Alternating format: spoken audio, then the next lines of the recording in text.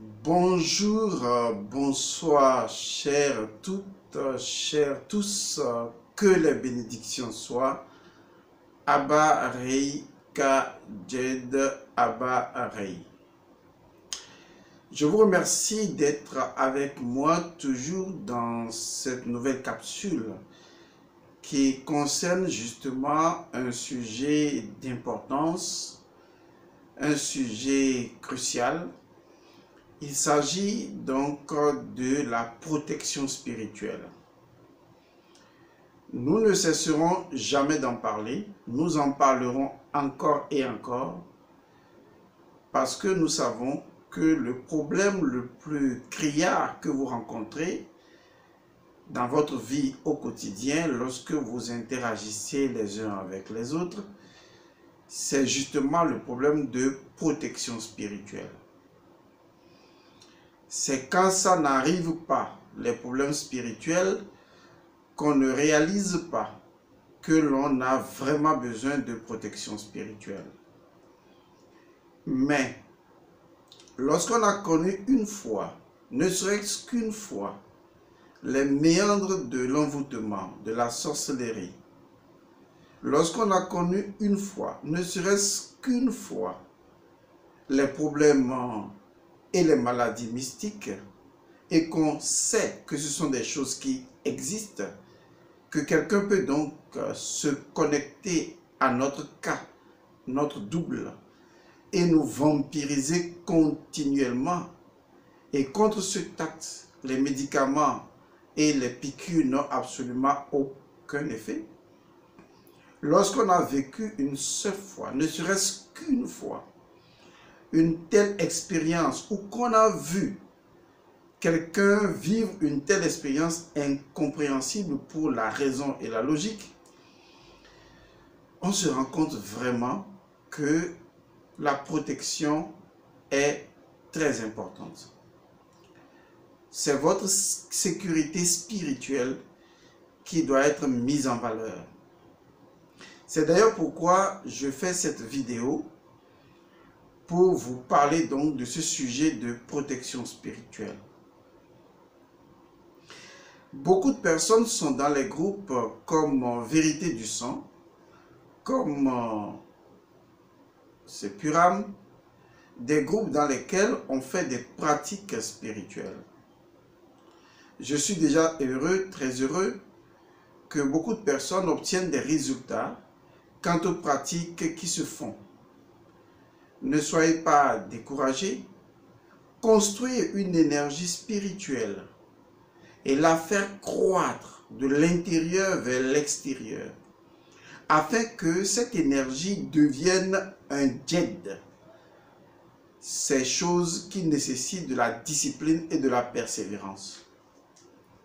C'est pourquoi j'ai coutume de dire que quand quelqu'un d'autre travaille spirituellement pour vous, vous n'en mesurez pas l'ampleur et le danger auquel il est confronté, et les critiques de votre part sont très aisées. Mais lorsque vous-même vous commencez à le faire, c'est là que vous réalisez qu'il faut vraiment construire une énergie spirituelle. J'insiste sur le mot « construire une énergie spirituelle ». Parce que justement, si vous ne travaillez pas de façon basique et progressive, vous ne construirez pas cette énergie spirituelle pour que cette énergie spirituelle devienne le djed. C'est cette énergie spirituelle, le djed, la colonne vertébrale d'Osiris, qui est la garantie absolue en matière de protection spirituelle dans votre vie. Beaucoup de personnes ne savent pas qu'une énergie spirituelle se construit. Elle est déjà là, certes, mais vous n'en êtes pas conscient. Et quand on en est conscient, il faut maintenant décider de la construire. Et on peut construire ce qu'on veut avec cette énergie spirituelle, à partir du moment où on l'a construite soi-même.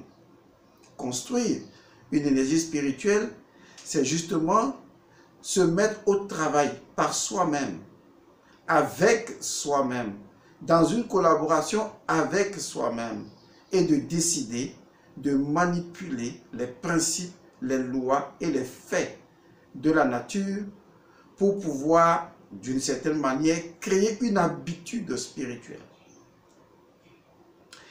Votre énergie, la plupart du temps, spirituelle qui existe, est focalisée vers l'extérieur. Parce que la soi-disant éducation vous a habitué à dépendre des gens à l'extérieur.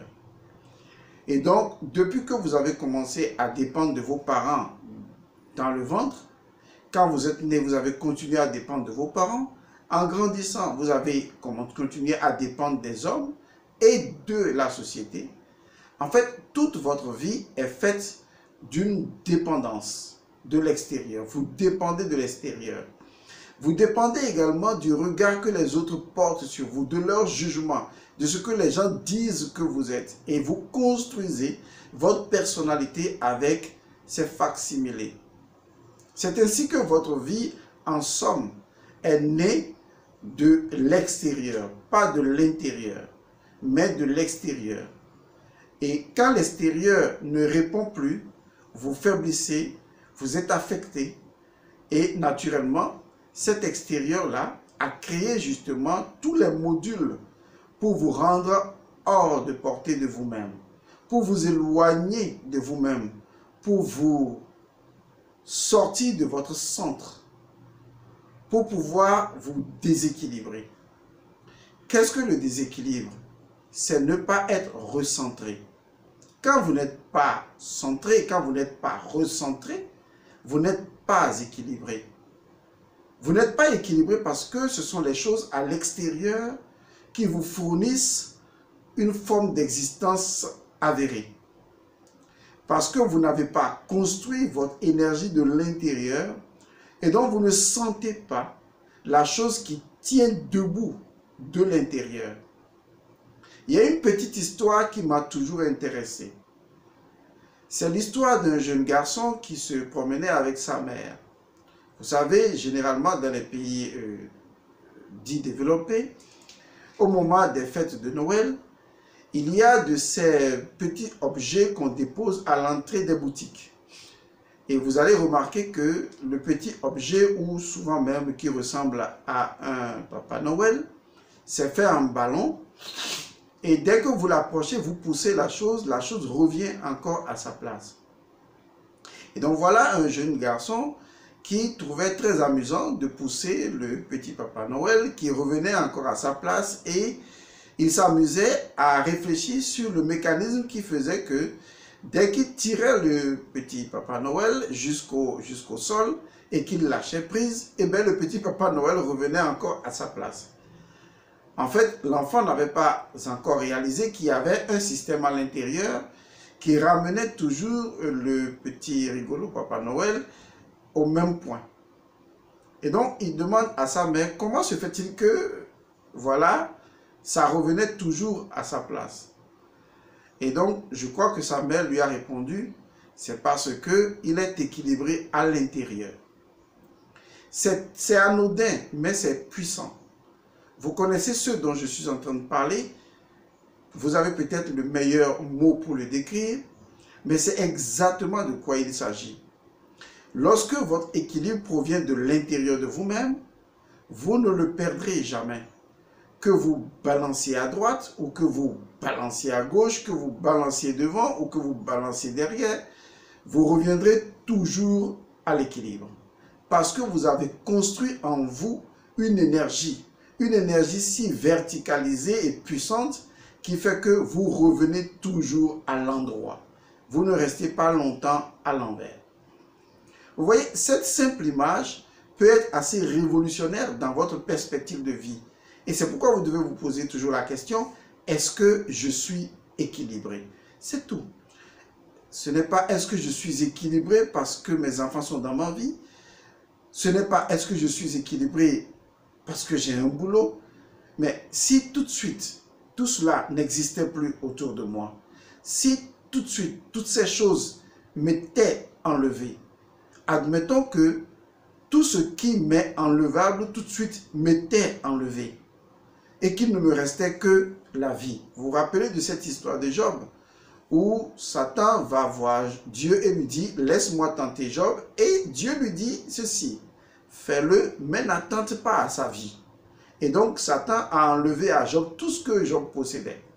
Et pourtant, comme le petit Papa Noël symbolique dont j'ai parlé, Job, selon l'histoire mythique, est resté droit. C'est-à-dire, il est resté droit, équilibré à l'intérieur.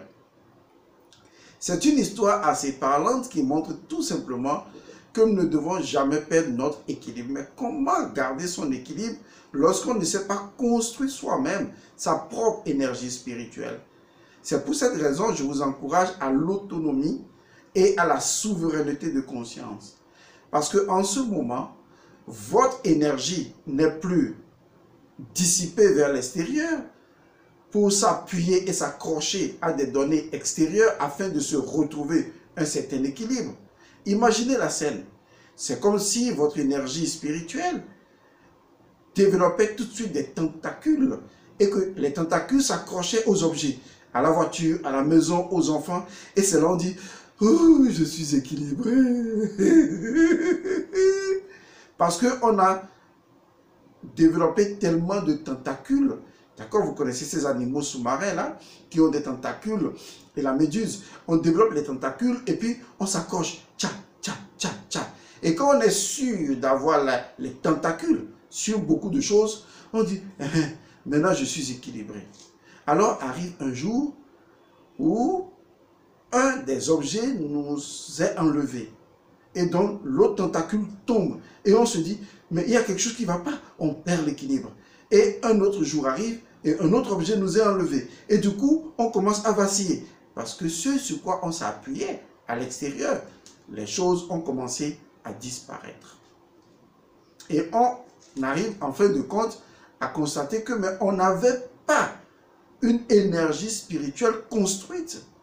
Et donc, on avait concentré toute son attention sur les choses à l'extérieur, sur lesquelles on s'était totalement appuyé. C'est d'ailleurs pourquoi je vous encourage à la pratique, vous qui êtes dans la vérité du sang, vous qui êtes dans ces purames, à force de pratiquer, vous êtes en train de retirer les tentacules énergétiques de votre énergie spirituelle et de les recentrer. C'est-à-dire que vous les ramenez à l'intérieur de vous-même pour que leur centre d'équilibre ne soit plus les choses à l'extérieur, mais que leur centre d'équilibre soit le centre de l'énergie elle-même. Car l'énergie spirituelle possède son propre centre d'équilibre. Et donc, à force de pratiquer les rituels par vous-même, eh bien, vous ramenez votre conscience à comprendre que vous détenez les clés qui vous permettront de vous construire spirituellement et identitairement, mentalement et psychiquement, psychologiquement et émotionnellement, et physiquement et énergétiquement. En ce moment, ben, vous avez une telle confiance en vous-même, c'est ce que les gens me disent quand ils ont pratiqué la vérité du sang, vous avez une telle confiance en vous-même, vous êtes posé.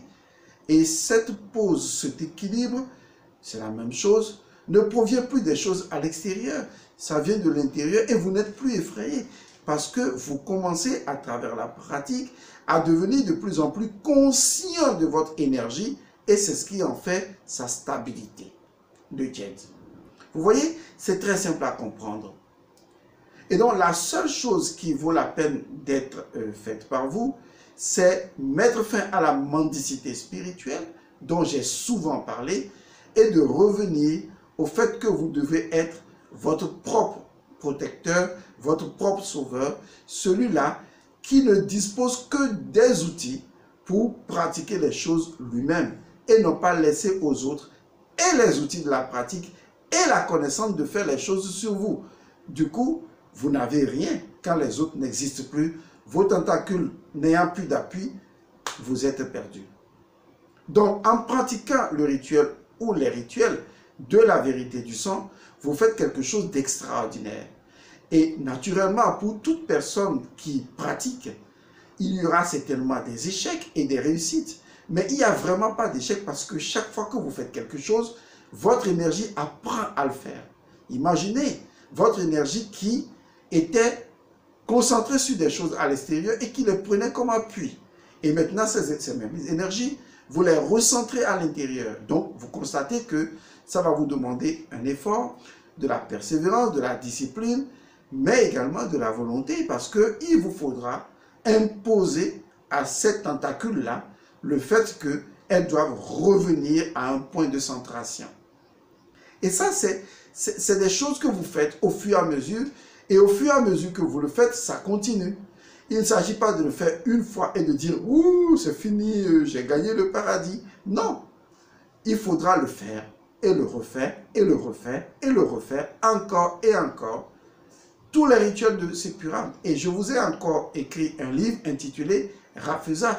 Il y a des dizaines de rituels dedans, très simples, qui ne nécessitent pas de tuer un animal, connerie, mais qui vous permettront néanmoins d'avoir de l'efficacité selon les problèmes que vous avez. Et je vous ai parlé de ce livre qui est déjà sorti sur Amazon et qui va sortir bientôt dans 2 semaines et demie ou 3 semaines au Bénin ou au Togo, intitulé Rafeza, rituel annuel du feu sacré, dans lequel je vous propose la technique qui consiste à cacher son âme.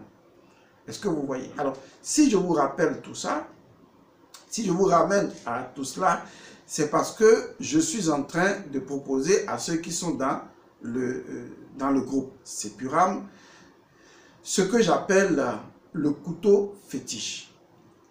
Je dis encore le couteau fétiche. Rappelez-vous maintenant de tout ce dont je viens de parler, il y a peut-être une quinzaine de minutes et plus. Rappelez-vous-en, voyez donc que lorsque vous commencez à faire les choses par vous-même, au début, ça peut avoir ce que vous appelez des ratés, mais qui ne sont pas des ratés, et qui demain, à un moment donné, vous n'allez même plus du tout aimer que quelqu'un fasse les choses pour vous-même.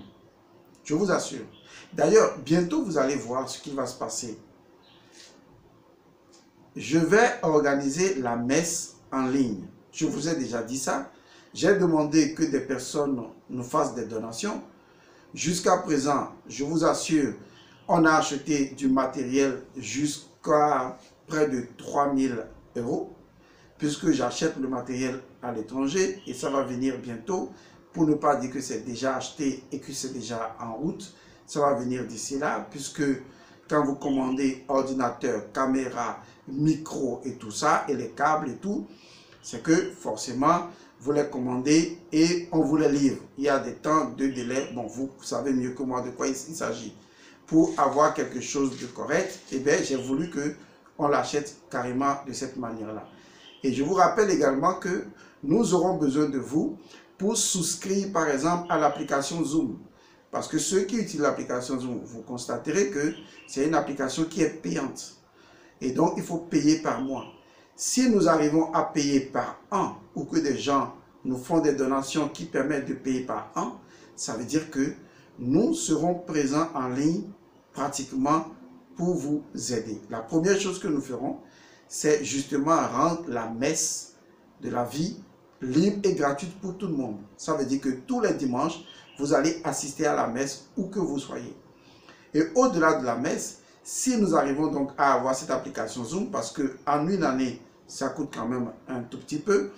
Alors, si nous arrivons à l'avoir vraiment, autrement, nous allons utiliser YouTube, mais YouTube, vous savez, ce sera juste peut-être pour la messe, de façon ordinaire, mais avec l'application Zoom, on peut dissocier les gens, on peut facilement dire non pas celui-là, pas celui-ci, et n'intégrer que les personnes qui peuvent vraiment, qui doivent être soit dans la messe, soit dans la méditation. Parce que nous allons organiser également des méditations guidées à distance pour des personnes qui appartiendraient justement à des groupes ou à des forats. Eh bien, nous allons faire les méditations à distance à des heures précises et vous allez, depuis chez vous, assister à cela.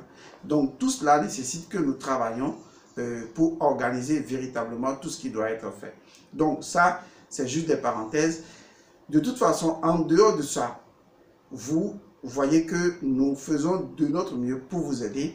Et donc, vous pouvez également faire de votre mieux pour nous aider en faisant des donations afin d'accompagner ce que la chaîne fait pour vous. Ça, c'était des parenthèses. Donc, revenons donc au sujet. Lorsque nous allons lancer cette application, et je prévois ça pour le mois de septembre, dès que le matériel arrive, aussitôt arrivé, aussitôt commencé, nous allons faire les messes. Parce qu'il faut que vous voyez comment la messe se fait. C'est-à-dire, durant la messe, il y a des incantations que nous prononçons.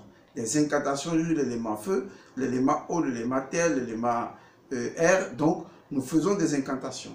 Et ça, il faut que vous sachiez comment ça se fait. Et à la longue, nous ferons également la messe de la cérémonie de sortie de l'enfant. Parce que pour sortir un enfant, le 8e jour, il y a une messe que l'on fait. Et donc, le procédé sera fait également en direct. Il y a la messe de la transmutation sexuelle. Et cette messe existe, ce sont des messes que nous exécutions depuis des années. Il y a également la messe des morts qui, elle, n'a pas commencé et qui est avec le livre des morts de la mort aux vivants que vous connaissez sur Amazon. Donc, si nous avons cette possibilité disons, de souscrire sur une année ou 2 ans ou plus à l'application Zoom, eh bien, nous aurons beaucoup de choses à faire ensemble et rendrons donc la possibilité aux gens de pouvoir communiquer avec nous. On le fera également avec YouTube. Ben, on verra mieux de quoi il s'agira à ce niveau. Alors, comme je le disais, pour arriver à faire les choses par vous-même et donc à recentrer votre énergie et à vous recentrer, à devenir autonome par rapport à tout ce qui vous entoure et surtout à travers des pratiques en direct qui vous permettront de savoir méditer parce que c'est quand même intéressant que quand on parle de méditation, certes vous êtes dans les cours de méditation, oui, mais quand on parle d'une méditation guidée, c'est encore plus intéressant. Quand le maître vous guide à faire une méditation en direct, excusez, c'est pas rien. Ça permet au moins de se dire, est-ce que je sais ce que je fais? Mais là, oui, je sais ce que je fais. Parce que nous ne pouvons pas être avec tout le monde en même temps. Je cherche toujours comment vous aider tous au même moment. Et ce n'est pas facile, mais je vais m'y employer. Alors, pour les gens qui sont dans Vérité du sang et c'est Puram, qui pratiquaient des rituels, ne vous arrêtez pas de le faire. Parce que votre énergie n'était pas habituée à cette pratique de souveraineté. Maintenant que vous le faites, il y a des entités, des énergies qui vont s'opposer à vous. C'est normal. C'est ce que nous, quand on le fait, c'est ce qu'on rencontre justement. Est-ce que vous voyez? Par exemple, il y avait une dame qui se plaignait que son SAS n'était pas prête. Eh bien, je souriais parce que je me disais, mais si c'est à elle-même que je demandais d'aller faire la recherche de ces archives akashiques, je vois le temps qu'elle mettrait pour le faire. Mais vous n'imaginez pas jusqu'à quel point, pour faire une chose, il faut combattre certaines choses pour arriver à le faire. Maintenant, quand on va vous mettre vous-même au travail, comme quand l'enfant commence à travailler, il pense à comment ses parents ont tout fait pendant des années pour le nourrir. Mais s'il ne l'a jamais fait et qu'il n'a été nourri qu'au biberon par ses parents, eh bien, il ne comprendra jamais ce qu'est le sacrifice. Vous comprendrez, en travaillant par vous-même, que quand vous nous demandez de travailler pour vous, quand nous prenons votre photo et que nous mettons les énergies en place, l'eau, l'air, la terre, le feu, et que nous prononçons des incantations, ce que nous faisons là, vous allez le faire. C'est là que vous allez voir jusqu'à quel point il est, même si c'est passionnant, il est difficile de travailler pour un groupe beaucoup plus grand. Il faut apprendre aux gens à travailler pour eux-mêmes. C'est pourquoi je vous encourage, vous qui êtes dans la vérité du sang, dans ces Puram, faites les pratiques encore et encore, jusqu'à ce que vos énergies spirituelles, ou votre énergie spirituelle qui s'est dispersée en plusieurs énergies spirituelles, vous n'êtes plus centré, pour que vous les rameniez et que vous les centrez en vous-même. C'est ça, le pouvoir que je veux vous redonner. C'est-à-dire vous redonner à vous-même dans votre énergie spirituelle. Alors, il y a une technique de protection vraiment extraordinaire. Parce que cette technique vous permet d'utiliser le nom premier ou le nom secret d'un objet que vous connaissez et de pouvoir fétichiser l'objet, c'est-à-dire créer une énergie fétiche. Une énergie fétiche, c'est une énergie conditionnée, créée à partir du principe de quelque chose pour rendre la chose active. Et donc cette énergie-là va permettre à la chose que vous allez créer de vous protéger dans le monde intérieur pendant le sommeil, dans le monde invisible, même quand vous êtes à l'état conscient, afin que quelqu'un d'autre ne vous fasse pas de mal. Je l'ai appelé le couteau fétiche. Oui, il existe une technique qui permet de fabriquer un couteau fétiche. Un couteau, c'est tout simplement cet objet ordinaire tranchant avec comme manche un bois. Ce couteau, il faut que votre manche soit en bois obligatoirement. C'est de ça que vous allez disposer. Un couteau qui n'a jamais servi et sur lequel on va faire certaines consécrations mystiques. En utilisant bien sûr le nom secret associé au couteau. Et une invocation qui permet justement, comment je vais dire ça, de créer non seulement l'énergie spirituelle du couteau, mais de permettre à cette énergie spirituelle du couteau de prendre chair dans le couteau, afin que lorsque vous mettrez ce couteau sous votre oreiller, la nuit en dormant, et en invoquant ce couteau pour vous accompagner à l'état de sommeil, je vous assure, je dis bien je vous assure, quel que soit le danger que vous allez rencontrer pendant votre sommeil, vous verrez le couteau dans votre main. Et vous verrez que le couteau est là. Le couteau, il peut s'allonger comme il peut se rétrécir. Et il n'a pas de limite. Et vous verrez que avec ce couteau, vous allez trucider des énergies négatives qui vous attaquent dans le sommeil. Beaucoup de personnes me disent, oui, monsieur Godson, souvent on fait des rêves, les gens nous agressent, des fois on s'en sort, des gens font ceci, des gens font ça. Aussi bien des gens qui sont dans des groupes que des gens qui ne sont pas dans des groupes. C'est vrai qu'avec les gens qui sont dans les groupes, ils disent qu'ils finissent par s'en sortir. C'est normal parce que vous construisez votre énergie spirituelle. Et donc, quand vous construisez votre énergie spirituelle, les entités ne seront pas d'accord. Elles vont se retourner contre vous. C'est ce qui nous arrive. Quand nous, on prend votre vie et que vous dites, oui, mon enfant est envoûté, oui, ma femme est ceci, oh, mon mari ne trouve pas du travail, et que le fondement est spirituel, et quand nous, on travaille, les entités se retournent contre nous. Et donc, vous devez comprendre que vous ne pouvez pas vaincre sans combattre. Et tant que vous voulez vaincre sans combattre, vous êtes un aliéné. Vous devez combattre et vaincre, c'est obligatoire. Et pour le faire, eh bien, vous devez affronter ce qui vous bloque. Vous devez l'affronter et prendre le dessus sur lui. C'est de cette manière que votre énergie en tant que Djed va s'imposer à toute la création. Sinon, à quoi vous servez? Vous êtes comme un bébé nourrisson et c'est quelqu'un d'autre qui fait, vous dites Amen, Amen, merci, merci. Cette bêtise de merci tout le temps là, on en a ras-le-bol. D'accord? Ce qui est important, c'est de vous construire et de dire merci à vous-même. Il faut dire merci à vous-même d'avoir pu le faire. Et non de dire merci à quelqu'un d'autre chaque fois. Ça ne sert à rien. C'est à vous seul que vous devez dire merci, vous avez pu le faire. Et que vous refusez ou pas, je vous forcerai d'une manière ou d'une autre, contre votre gré ou avec votre gré, vous allez le faire. Parce que vous n'avez pas le choix. Vous n'avez qu'un seul chemin, celui de vous prendre en charge. Et c'est absolu. Et je suis clair là-dessus. Alors, il existe donc cette technique-là de fabrication d'un couteau fétiche. Et pour le faire, il faut juste disposer de certains ingrédients, comme par exemple les 4 éléments, disposer du sel consacré, disposer également d'une plume d'aigle. Si on le veut, c'est facultatif, mais c'est important. Et donc, quand on réunit tous les ingrédients, comme par exemple une feuille de purification, lorsque tous ces objets-là sont réunis, et bien également une aiguille consacrée, et bien on va fabriquer, n'est-ce pas, le couteau fétiche.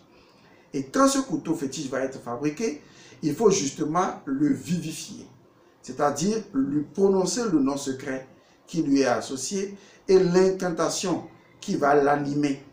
Et cette incantation qui va être récitée 9 fois sur le couteau fétiche va l'animer. Et vous allez faire cela sur plusieurs jours jusqu'à ce que le couteau prenne vie. Et que vous constatez que quand vous dormez, même dans l'autre côté, vous avez le couteau en main. C'est très important. Parce que ce qui vous manque des fois pour vous défendre dans le monde intérieur, c'est justement que vous n'avez pas d'armes, en quelque sorte. Il est vrai, il existe une technique dans Sastas 1 ou Sastas 2, je ne me rappelle plus, qui est intitulée l'épée de Dieu. Et cette technique également peut vous aider. Seulement qu'il y a des personnes qui aiment que les choses soient physiques, que les rituels se fassent physiquement. Si vous êtes de cette personne-là ou de cette catégorie de personnes, anyway, c'est pas grave, c'est bon. Vous n'avez qu'à faire ce que j'appelle la fabrication du couteau fétiche. Et ce couteau-là, vous pouvez le disposer sous votre oreiller. L'avantage, c'est que vous pouvez également le disposer sous l'oreiller de vos enfants ou d'un enfant, parce que c'est vous qui êtes le père, et donc c'est vous qui prenez plus de conscience de vous-même et qui le faites. Et donc vous pouvez le mettre sous l'oreille d'un enfant ou de vous-même, etc. Ou si vous avez fini de l'utiliser, ben, votre enfant peut également l'utiliser tant qu'il possède le même sang que vous. Vous voyez, donc vous pouvez même le passer de génération en génération. Et ça peut devenir une tradition, ce qui rendra le couteau extrêmement vivifiant et puissant. Mais sachez que cela n'a aucun effet négatif sur vous, puisqu'il ne s'agit pas d'utiliser une autre force. C'est ça qui est intéressant. Lorsqu'on travaille sur soi-même, par soi-même, on n'utilise pas une entité subsidiaire pour venir contenir un couteau. Non. Si vous faites ça, demain, l'entité va vouloir avoir le contrôle sur vous. Mais dans ce cas d'espèce, vous utilisez votre propre énergie. Vous voyez, c'est la différence. Vous utilisez une technique qui permet de mobiliser votre propre énergie. Et donc, c'est cette énergie qui vous conduit. Normalement, dans l'état de sommeil, vous devez être en mesure de vous défendre. Vous voyez, c'est parce que vous n'êtes pas conscient de l'autre côté. Sinon, si vous étiez conscient de l'autre côté, vous pouvez, dans ce monde astral, appeler n'importe quelle arme et l'arme va venir. Et vous allez pouvoir vous défendre avec. Mais étant donné que votre éducation spirituelle ne s'est pas faite de cette manière-là, vous n'avez pas le réflexe lorsque vous êtes de l'autre côté. Et donc, mon rôle à moi, c'est de vous aider à créer ce réflexe-là en créant un couteau fétiche qui vous accompagne dans le monde intérieur. Et donc, si vous êtes dans le groupe Sepuram, ce groupe-là qui est intitulé Service Purification et Anti-Magie Noire, dans lequel nous permettons aux gens de se prendre en charge, si vous êtes dans ce service, eh bien, je vous dis en même temps que ce rituel de fabrication du couteau fétiche, eh bien, vous l'avez, c'est déjà votre et cela vous permettra de vous défendre brillamment de l'autre côté et justement de défendre vos enfants. Il suffit donc pour défendre vos enfants de prendre le couteau et de prononcer le nom de votre enfant, de mettre sous son oreiller et de le laisser dormir. Une chose est sûre, l'enfant peut également utiliser le nom secret du couteau qui peut devenir un couteau fétiche de famille. C'est à vous, vous n'avez pas besoin d'en fabriquer plusieurs, vous pouvez fabriquer un seul couteau, c'est à vous de décider. Mais quelqu'un parmi vous, si c'est vous le chef spirituel de la famille, même pas, il n'y a pas de souci, c'est à vous de prendre la responsabilité de faire quelque chose qui va devenir une tradition au sein de votre famille. Donc, tous ceux qui sont dans ces pyramides auront la capacité de se créer ce couteau fétiche. Je vous remercie de m'avoir suivi, je vous retrouve la prochaine fois. Que les bénédictions soient paix à vous.